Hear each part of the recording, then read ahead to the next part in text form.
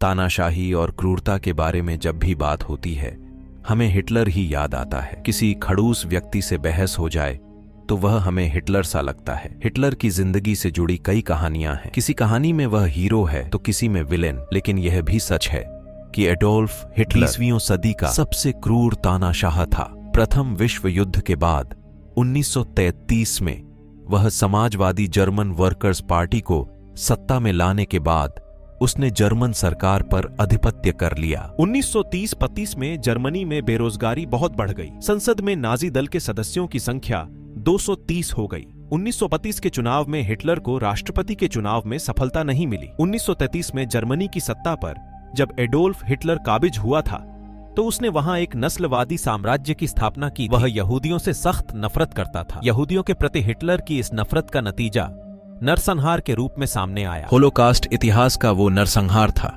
जिसमें 6 साल में तकरीबन 60 लाख यहूदियों की हत्या कर दी गई थी। इनमें 15 लाख तो सिर्फ बच्चे थे। द्वितीय विश्व युद्ध तब हुआ जब हिटलर के आदेश पर नाजी सेना ने पोलैंड पर आक्रमण किया। फ्रांस और ब्रिटेन ने पोलैंड को सुरक्षा देने का वादा किया था और वादे के अनुसार उन दोनों ने नाजी जर्मनी के खिलाफ युद्ध की घोषणा कर दी। इसके बाद जर्मनी ने रूस पर आक्रमण किया। जब अमेरिका द्वितीय विश्व युद्ध में सम्मिलित हो गया तो हिटलर की सामरिक स्थिति बिगड़ने लगी। हिटलर को अपनी मौत का बहुत डर था। ऐसा कहते हैं कि कहीं उसके खाने में जहर न मिला दिया गया हो। यही वजह थी कि वह अपने सेवकों के छकने के बाद ही खाना खाता था।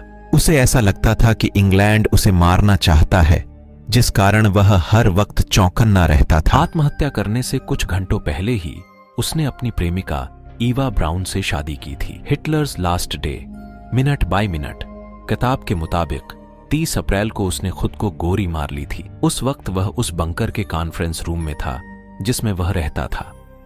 किताब के अनुसार हिटलर दूसरे विश्व युद्ध में जर्मनी की हार से बहुत दुखी था और इसी कारण वह अवसाद में चला गया था। उसके आत्महत्या करने के तुरंत बाद उसकी बीवी ईवा ब्राउन ने भी जहर खाकर आत्महत्या कर ली थी।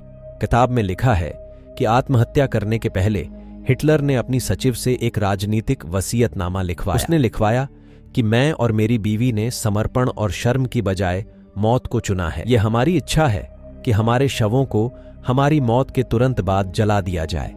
सुबह 5 बजे वह और उसकी पत्नी ईवा ब्राउन बंकर में बने अपने कमरे में गए। उस समय रूस जर्मनी में भयानक बमबारी कर रहा था। रूसी सेना उस तक पहुंचने ही वाली थी। इससे पहले उसने खुद को गोली मार ली और इस तरह एक तानाशाह का अंत हो